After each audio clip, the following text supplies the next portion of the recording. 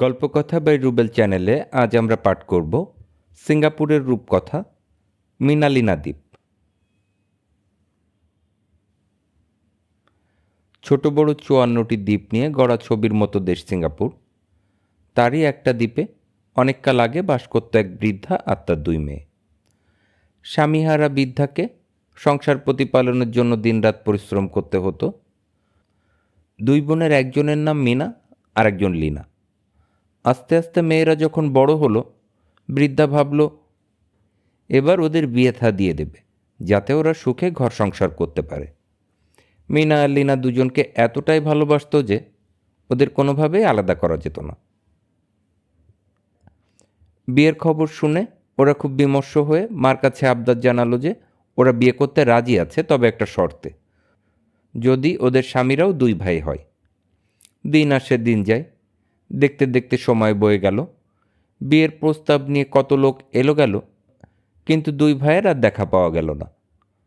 কিছুদিন পর বৃদ্ধা মারা গেলে মিনা লিনার কাকা তাদের দেখাশোনার ভার নিল। একদিন লিনা গেছে পাশের গ্রামে জল আনতে। সেখানে ওরাংলৌত নামে ডাকাত ও জলদস্যু শ্রেণীর কিছু মানুষ লিনাকে দেখতে পেল। ওদের সর্দারটা ছিল বেশ হাট্টাকাট্টা জোয়ান। লিনার অপরূপ সৌন্দর্যের মুগ্ধতায় পাগল হয়ে সর্দার হাসতে হাসতে তার কাছে নিজেকে নিবেদন করল।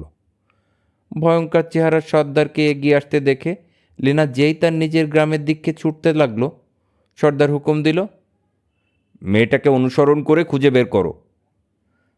সর্দার এবং অন্যান্য ডাকাত জলদস্যুরা লিনাকে খুঁজতে তার ঘরের দরজায় ধাক্কা দিল।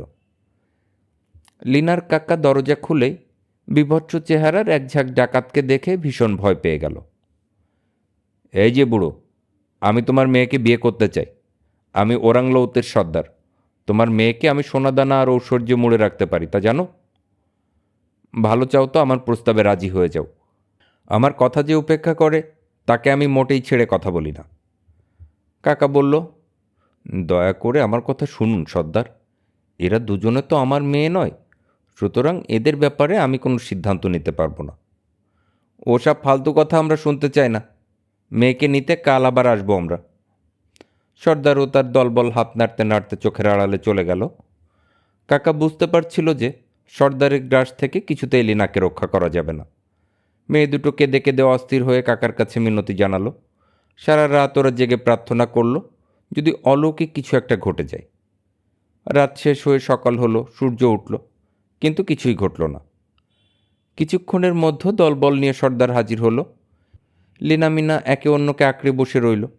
ডাকাতটা জোর করে লিনাকে ছিনিয়ে নিয়ে সর্দারের কাছে আসা মাত্রই সর্দার লিনাকে কাঁধে ফেলে একটা ছোট নৌকায় উঠে পড়ল। সারা গায়ের লোক বেরিয়ে এসে এই দৃশ্য দেখল, কিন্তু ওদের থামানোর জন্য কেউই কিছু করল না। হঠাৎ দাপিয়ে ঝড় উঠল। সর্দারের লোকজন যখন লিনাকে ছাড়িয়ে নেবার চেষ্টা করছিল, তখন ধস্তাধস্তিতে মিনার শরীরেও কিছুটা আঘাত লাগে। তা সত্ত্বেও মিনা ছুটতে ছুটতে সর্দারের কাছে গিয়ে তার বোনকে ছেড়ে দেবার জন্য প্রাণপণ আকুতি জানাতে লাগলো। লিনাকে নিয়ে সর্দারের নৌকা তখন সমুদ্রের অনেকটা ভেতরে চলে গেছে। মিনাও নৌকার কাছে পৌঁছানোর জন্য মরিয়া হয়ে সমুদ্রের জল কেটে এগোতে লাগলো। কিছুক্ষণের মধ্যে মস্ত বড় একটা ঢেউ এসে মিনার শরীরটাকে লুকিয়ে ফেলল।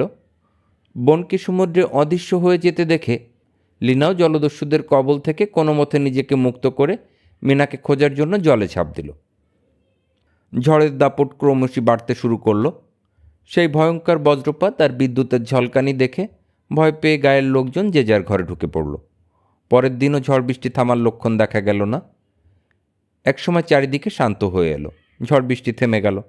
গায়ের লোকজন আবার বাইরে বেরিয়ে এলো। লিনা আর মিনা যেখানটায় ডুব দিয়েছিল বলে ওদের ধারণা হলো, সেদিকে চোখ রাখতেই বিস্ময়ে অভিভূত হয়ে ওরা দেখতে পেল সেখানে নতুন দ্বীপ জেগে উঠেছে। সেই থেকে এই কথা লোকের মুখে মুখে প্রচলিত আছে যে বছরের এই বিশেষ দিনটায় মিনা আর লিনা দুটো দ্বীপে রূপান্তরিত হয়ে যায় এবং সেদিন অবশ্যই প্রবল বেগে ঝড় ওঠে। গল্প পাঠ ভালো লাগলে চ্যানেলটি সাবস্ক্রাইব করুন। যারা গল্প শুনতে ভালোবাসে তাদের সাথে গল্পগুলো শেয়ার করুন। আবার দেখা হবে নেক্সট কোনো পর্বে। ততক্ষণ ভালো থাকুন।